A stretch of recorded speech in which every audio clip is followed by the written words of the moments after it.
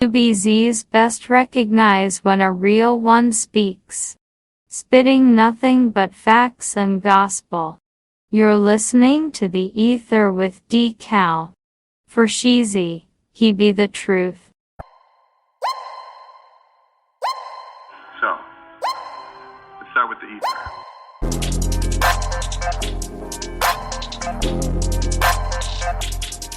You're listening to the E.I.T.H.R podcast with D-Cal.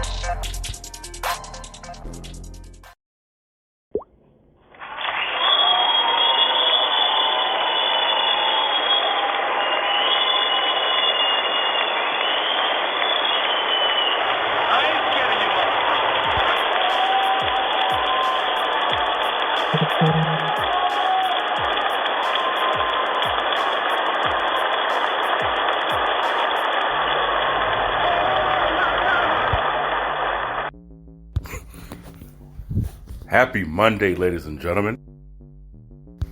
It's your boy D-Cal here hosting the E.I.T.H.R podcast here at the GNHQ in Northern California. Man, I'm glad it's Monday. Monday is the best day of the week.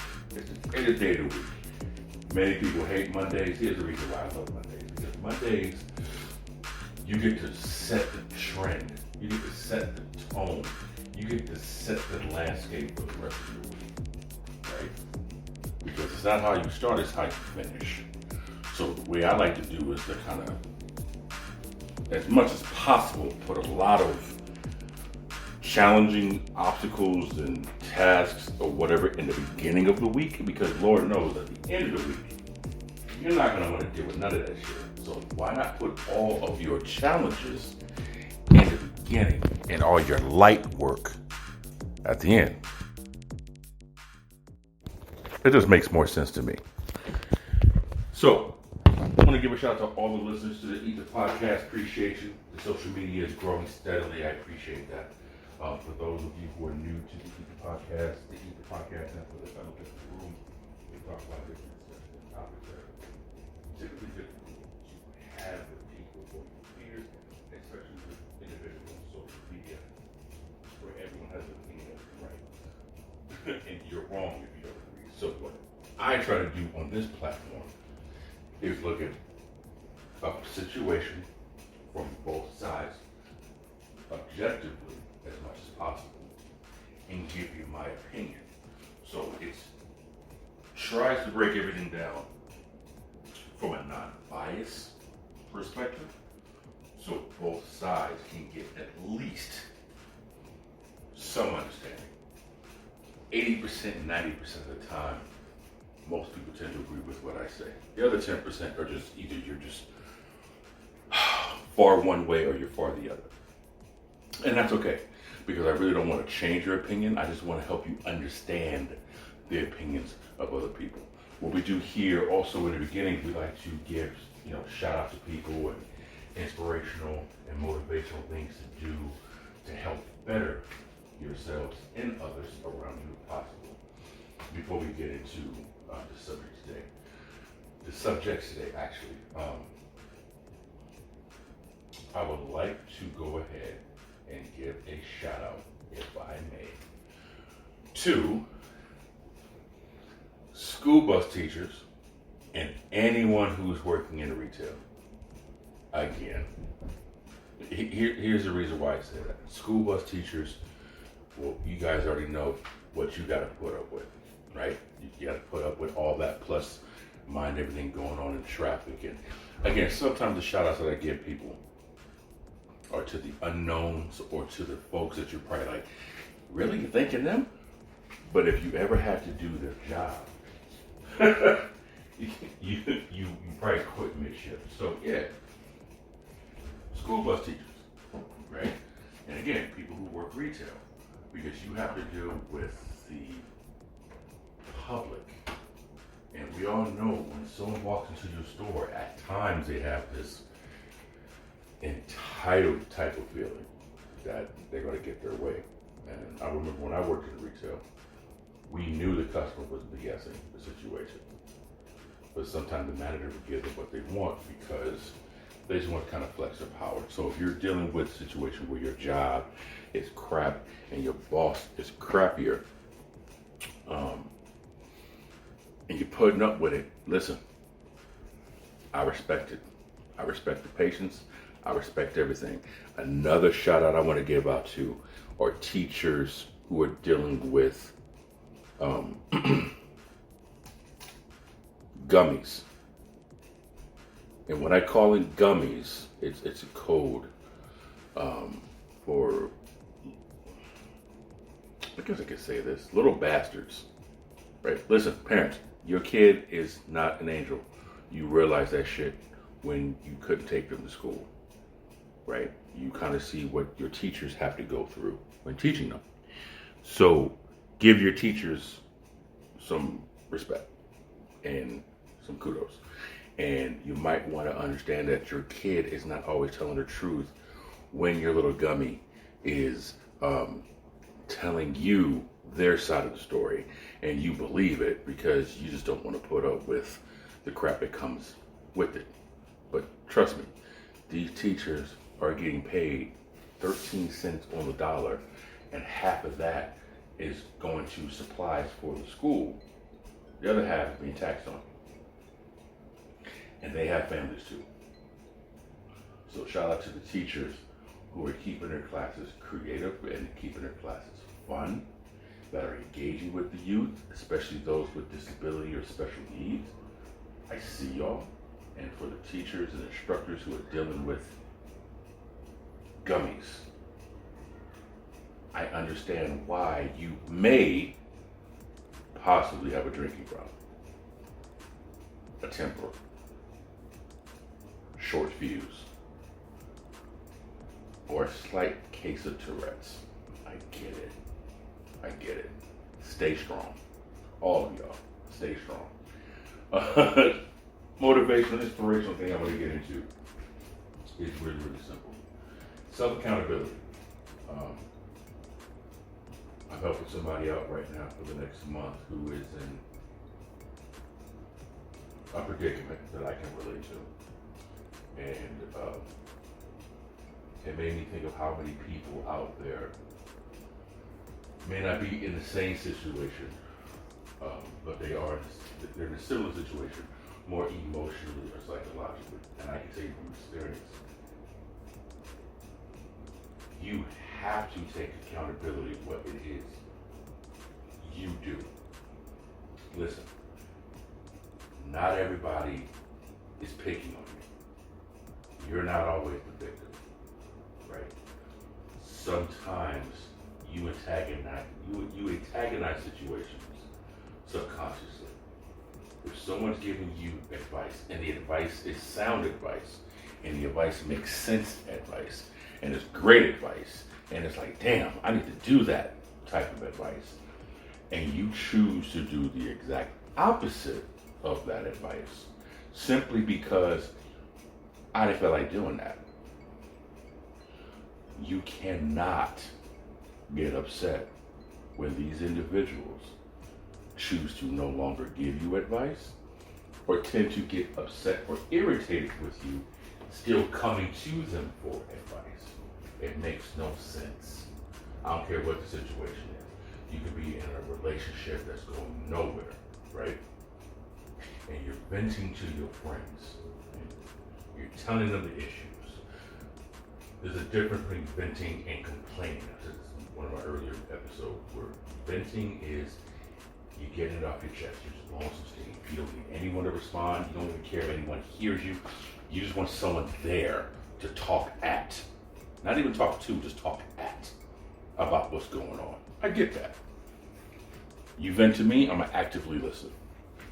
But if you're complaining, that means, in my definition, you're complaining because you can't find a resolution.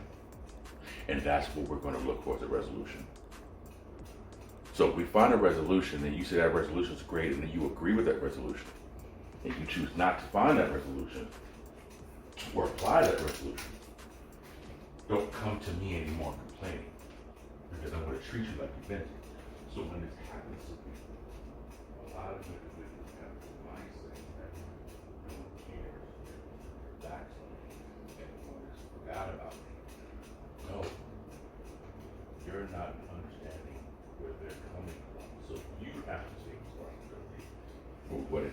you're doing, you also have to take responsibility for what it is you're not doing. Okay? It's not always you're the victim. Some people need to learn that. And some people, unfortunately, find it the hard way. Okay? And the hard way is extremely difficult. And it's a reality that none of us really want to face, especially when you're put in an island and you have to make decisions that you never thought you would be in predicaments you have to make. Right? There's a lot of relationships out there who have been on the rocks, and your friends have been, and your family have been, and strangers and acquaintances and coworkers have been trying to aid you and guide you and hold your hand and walk you through and support you. But if you choose to go back to that, well, you're no longer a victim. You're accustomed. You're dependent. And there's nothing anyone else can do for you until you do for you. Right? I heard once, the best time to get out of a bad investment is the moment you realize you're in one. Bam. So when you're put in situations where you have to make choices that you don't want to make in order to be where you want to be, that should teach you to change your perspective and start to do things that you have to do so you can be able to do what you want to do. Warren Buffett once says, buy the things that you need versus the things that you want. Because later you'll end up selling the things that you want for the things that you need. So don't trip over dollars for pennies. Take accountability. We're going to get into some conversation on athletes and the durability of athletes and sensitivity of people and opening their feelings and emotions to communications once we get back from this. So stay tuned. I look forward to hearing from some of y'all on this. You're listening to the E.I.T.H.R podcast with your host, E.I.T.H.R.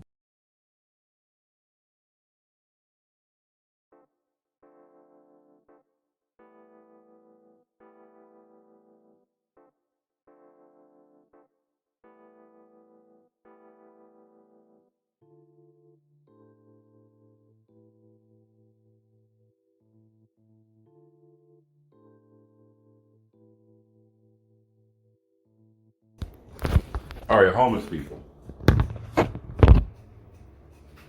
It's becoming a major problem here in the U.S. Homeless people is becoming a problem, ladies and gentlemen. So we're going to get straight to it. How do you deal with this epidemic? Pandemic? How do you deal with this emic? What emic do you want to give it?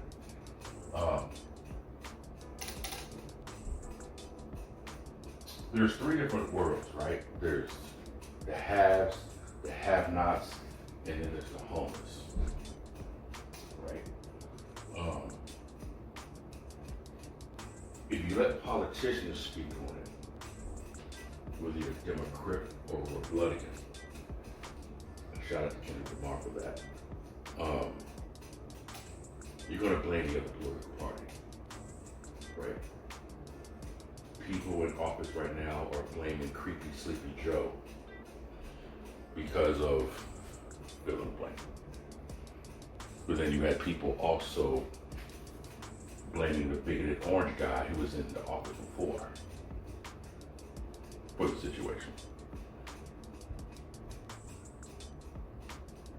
Who's the fault? Well, sometimes the situation isn't as bad as we think it is. Other times it's way worse than we could imagine. Some people are down in their luck because of bad choices, bad partnerships, bad hands that were just dealt. And we are more so in a judgmental society. So how do we fix this problem? How would you correct? If you could have the power to correct homelessness, how would you correct it? How would you fix it?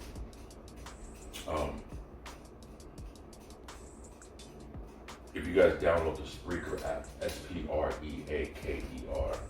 create yourself a profile and chat along with me while we're doing the podcast, while it's live. You're more than welcome to follow also on the social medias of Twitter and Instagram with the same handle of the E.I.T.H.R, E.I.T.H.R, and comment. How would you address this issue? Personally, for me, this has been always an idea I've had for at least 10 years. If I won the lottery, which I don't ever plan on playing it, but if I won the lottery or had the funds to do it, I would purchase an apartment complex, or maybe two. Right? I would renovate them, and I would maybe even turn them into studios, and each room would have 2 beds, each bed for one person. And so you'll have 2 separate toiletries, you'll have 2 separate everything, necessities that you need, clean up or whatever. And I would tell all the homeless people, if you want a home, a place to sleep, food to eat, because my apartments will also have a massive kitchen to feed tenants. I don't think I would charge them anything, because naturally they don't have any money, for the most part. But what I will do is I will put them to work. There will be volunteers who go around cleaning the neighborhood, sweeping the streets, doing anything we can to volunteer within the community, within our neighborhood or abroad or whatever, and do a lot of community work. And that will be their payment while they're rehabbing or doing whatever they got to do to get off whatever situation or addiction they may have. We'll have people there to kind of work on it, guide them, counseling, if you will. We're gonna have courses to teach them. I know you got to go through all this rigmarole with the government to get approved, right? But let's say none of that was a factor. I would have these people. We would have discussions. We would have powwows. We would have open mics. We would have arts and crafts. We would have all kinds of different stuff. Like I said, they will be out doing community service to get them cleaned up. And it'll be tiered. If you're in the program for this amount of time, and you graduate, perfect. Here's what we're going to do. You have the opportunity to go out and get a job. We build a relationship with people who are looking for employees, and you'll pay this much in rent. Year 2, perfect. You're still here. Granted. Beautiful. Thank you very much. Okay, we'll do another quote unquote lease where your percentage increases, but you can still stay another year. Year 3, bet. Now you're paying, close to half or whatever, maybe more, 75%. Same ordeal. After year 3, you can either A, stay as a tenant, which will then move you to the higher floors of the apartment so you're not mingling with people on the bottom, and you pay full rent there, right? So if the apartment complex happens to be, I'm just making up a number, if it happens to be 8 floors, right, then we're going to do floors, 6, 7, and 8 are for people who are no longer associated with the program, right? And then floors 1 through 5 for people who are in the program. So if you want to move on, you got that. But if you say, I want to come back and be a volunteer to help somebody else out, okay, we're going to pay you a salary. You take care of, this much of the rent, same ordeal as you did before, but you're now a counseling, an influencer, an individual who's giving back to somebody like that. That was once in your shoes. And I would go around, and personally, I would purchase these apartment complex buildings within certain neighborhoods, and we would go to, and I would make sure that any and everybody was a representative inside this quote-unquote program. And in San Francisco, we would go to the Presidio and clean up trash. We would go to Tenderloin and clean up nails, trash, needles, whatever's in the middle of the street. We'd have our unified shirts on and all that fun stuff. And we would go to Oakland and we would go on Lake Merritt. We would go by Acorn Projects. We would go by, the Hill Castle in East Oakland. We would go by Bushrod in North Oakland. Right there by, Goldeyville and by Berkeley and all these other places we would go throughout the Bay Area. Sacramento, we would go to, El Paso Heights, we would go to Florin, we would go to North Highlands, east side of Roseville, we would go to all these different spots and just clean up the neighborhood, right? If anyone knows how to fix something, somebody needs something fixed, boom, there you go, right? I've always been one to say the government is someone we cannot rely on. It's not their job to fix these problems. Their job is to regulate. That's their job, right? Their job is not to provide housing. That's why the housing programs that the government gives us, for the most part, suck. That's why all their breaks suck. Because these people are so out of touch with our reality that anything that we feel we need, they feel like that's too much. Because they look at us as the predicament that we're in is based on the choices that we all have made. Understand something, ladies and gentlemen, it's a system. This is a machine, and it's rolling. So you can either be part of this machine or you can build your own vehicle. So if I could change the homelessness situation in this country, that's what I would do. I would start by buying properties large enough to put homeless people in. And we would have different events, like I said, maybe once every month or once every few weeks. And acknowledgement parties, it will make the environment fun, but they understand they're going to be putting in work because this is their way of giving back. That's how I would do it, right? How would you fix the homeless problem in your area, in your neighborhood? Would you hire more counselors to go out to their camps and talk to them? Would you teach them more about fire safety and drug use? Would you give them clean instruments and tools to use drugs and teach them how to dispose of it? I mean, is there really an answer, or is there just answers that you don't like, right? How would you treat that? How would you respond to something like that? I would like to know if you guys can hit us up on the social media and give us your opinion about that. The next thing I want to bring up real quickly, athletes. It seems that more athletes are dealing with injuries more so today than in the past.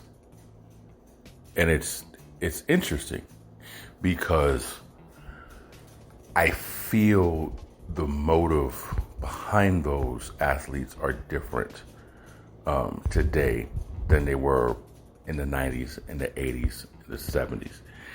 I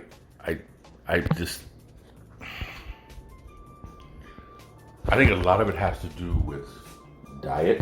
Again, this is my opinion. At this moment in time, I don't have any numbers or statistics to back it up, so it's purely just speculation and hearsay and whatever. But I think it has a lot to do with diet. I think the food is different.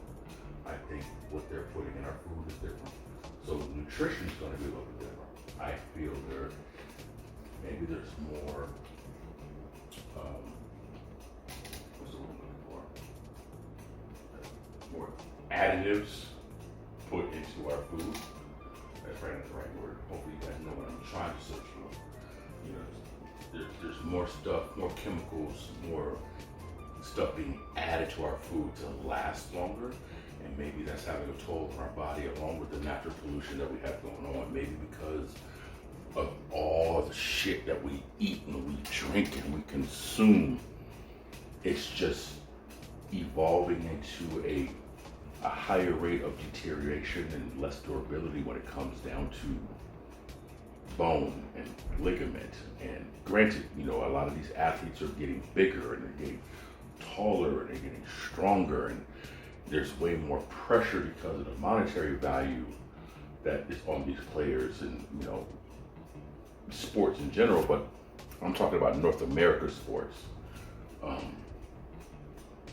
Why is it that you see a lot of players having so many injuries when American football, so many players are getting injured on the football field for, I don't know, running a route, non-contact injury, where in the 70s and 80s you had people that were literally playing on damn near apartment carpet at a stadium with less injuries, it seems. Why do you think? What's your opinion on people getting more injured in sports? What do you think? Hi, this is Jean from Ukiah, California, listening to the handsome and witty D. Cal of the E.I.T.H.R. To be honest with you, she was right. I am handsome and I am witty.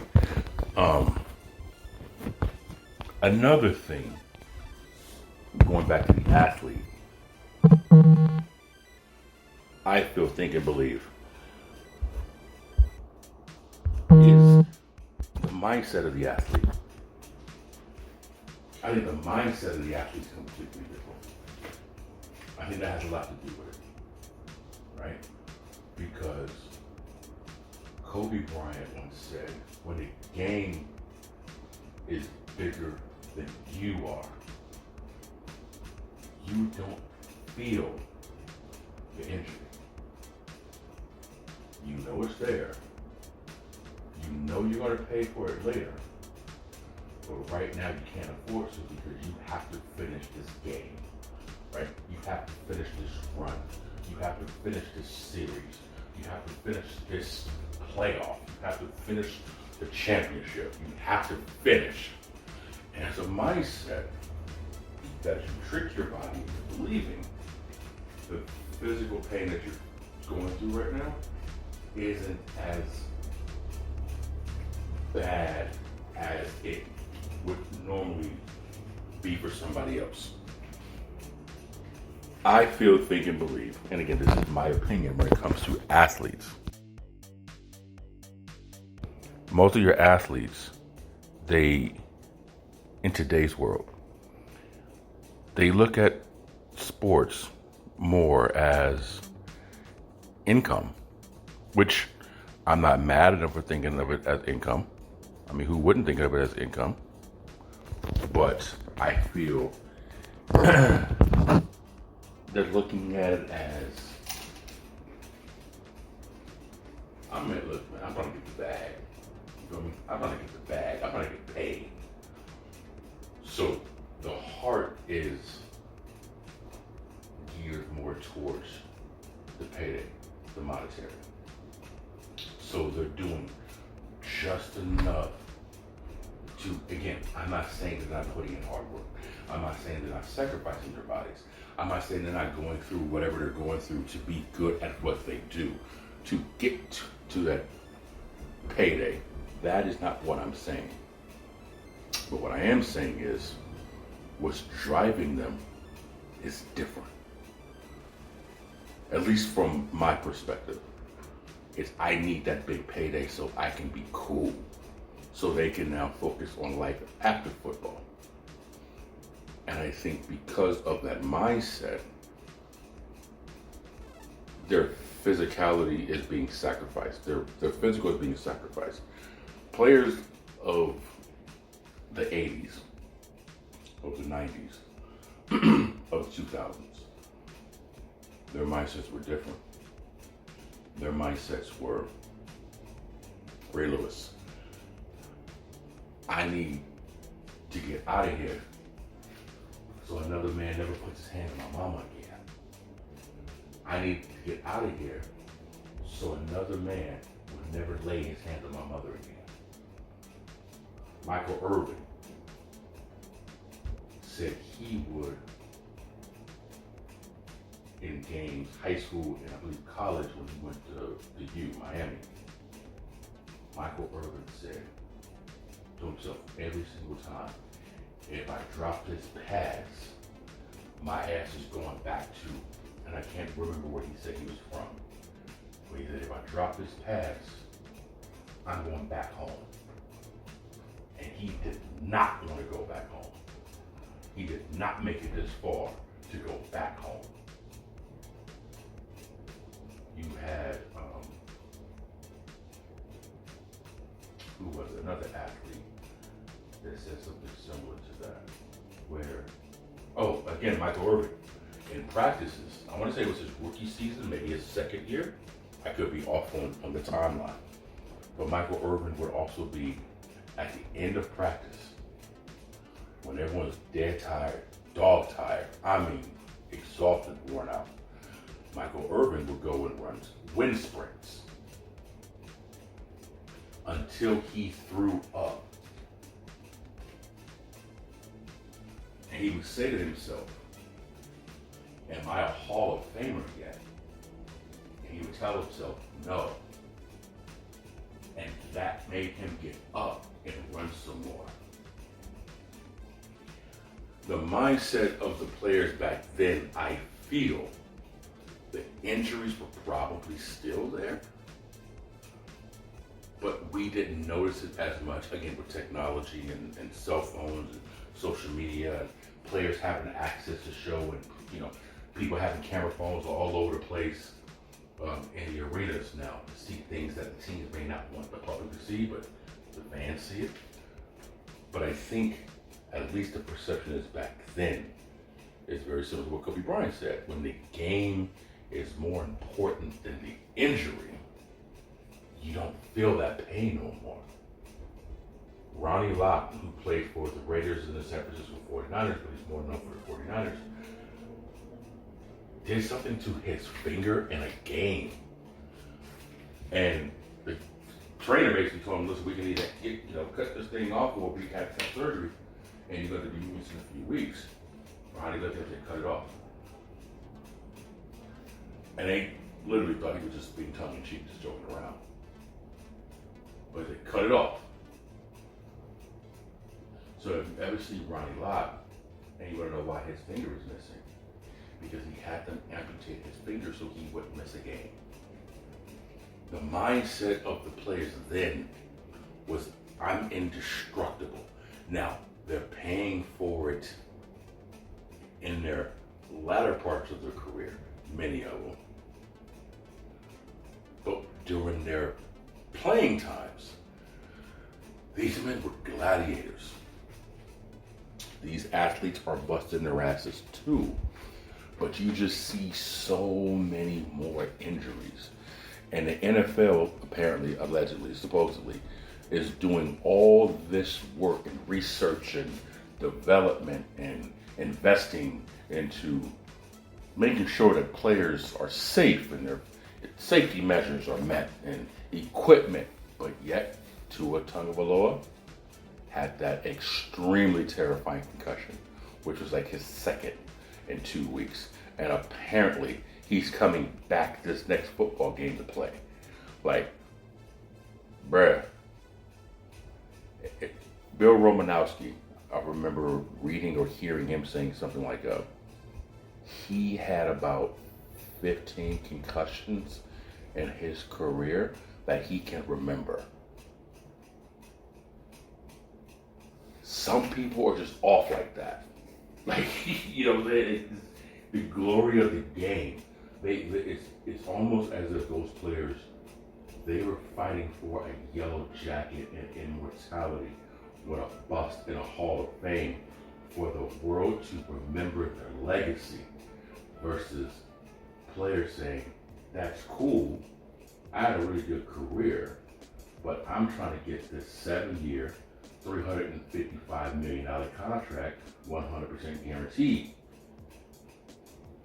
I think the monetary value is now the new glory versus the Hall of Fame.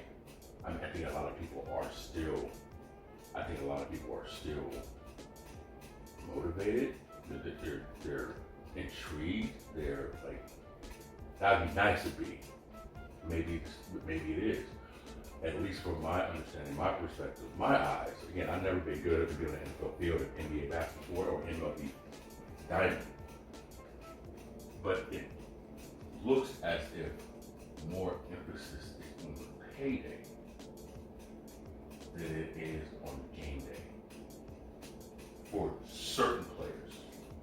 And with the amount of injuries, you gotta ask yourself, are you more focused on the glory, or are you more focused on the bag? Because it's usually when you try not to get hurt, that's when you get hurt, right? So that's just my opinion. That's how I see it. The next thing I want to talk about real briefly is there is a extremely fine line between expressing your feelings and being a little too sensitive. How does one know when is which and which is too much? How does one understand? How does one grasp that? Can you grasp that? In my opinion, expressing your feelings is communicating. I think being too sensitive is maybe part of how you describe what's going on. Maybe it's the way you describe what's going on. I feel when you're expressing how you feel for someone, it's very genuine. But when you're being sensitive, it's genuine too, but I think it all depends on the delivery. I think it all depends on the merit. It all depends on the tone.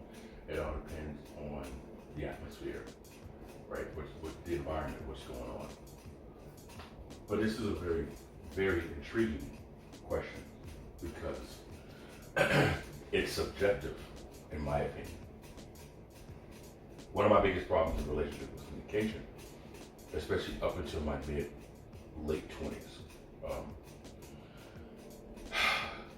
I just ran with it. You should know what you should do. You should know what not to say, what not to do.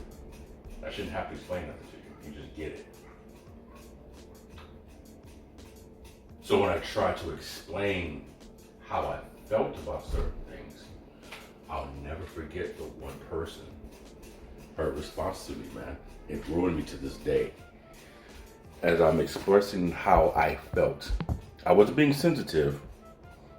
I was expressing to her how I felt. She told me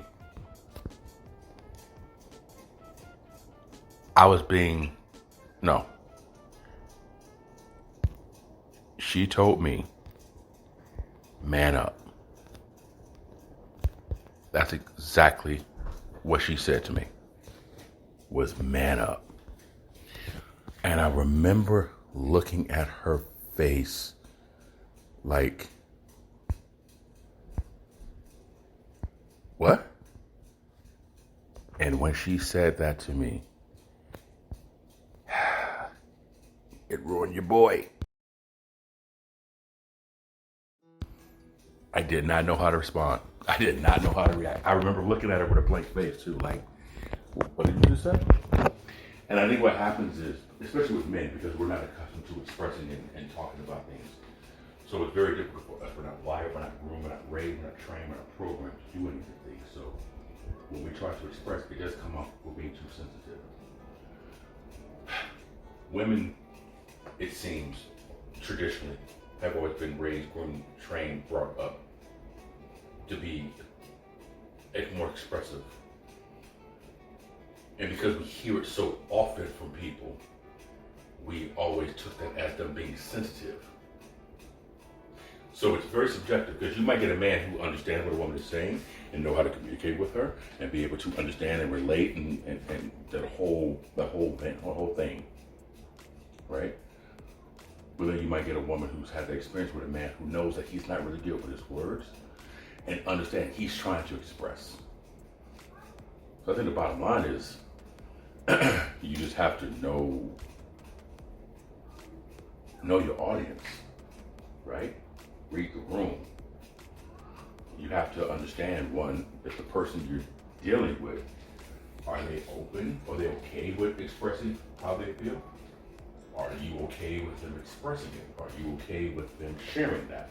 Or are you the kind of person like, I can't stand a man who shares his feelings, because that's not what the perception of a man is to you, right? And I feel a lot of people, we take what we believe to be one thing, and we push that agenda on everybody else to be what we think it is, not understanding the agenda that you have and the agenda that the idea that you have and the idea that I have may not match. Your definition, my definition aren't the same. So which one of us is right? Subjective. But there is a difference between it. It's just, you have to know within yourself, what is that difference? You should, with your partner, with your peers, with your circle, be able to let them know this is what it is, in whatever method, whatever fashion, whatever way works best for you. It's subjective, right? And I try to letting people know, man, listen, all because you're in one environment, that does not mean that that environment is going to be universally accepted everywhere you go. But people tend to think because it's fill in the blank, people are going to understand it. And it's like, people don't, people won't, and I doubt people ever will universally, because it's not something that people are accustomed to. They just ain't. So you have to understand how to express that. So that's one thing. Like I said, man, when it comes down to knowing the difference, it's how do you feel about it? How do you see it? How do you deal with it? Right? What's your definition of expressing a person's feelings or expressing your feelings? Right? How do you determine if something or someone is being too sensitive? How do you see it? Right? Hit me up on social media. Instagram, Twitter, E.I.TH.R. For anyone who missed any of the episodes, this is episode number 51.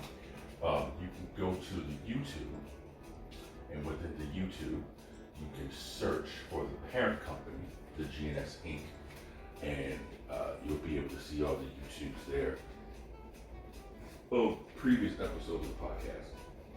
And you can go through all 51 of them and listen to, which is greatly appreciated.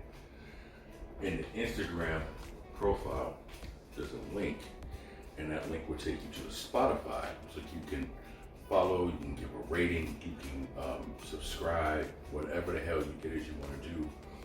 I sincerely appreciate that. There was something else I wanted to get mentioned too, also. Yes. There's a movie coming out. I can't speak on it just yet because the people haven't given approval to speak on it just yet, and they want me to talk about it. But it's a movie based out of Los Angeles. I want to say the name, but I can't. But I have to give you that little tease. It's at least in the works.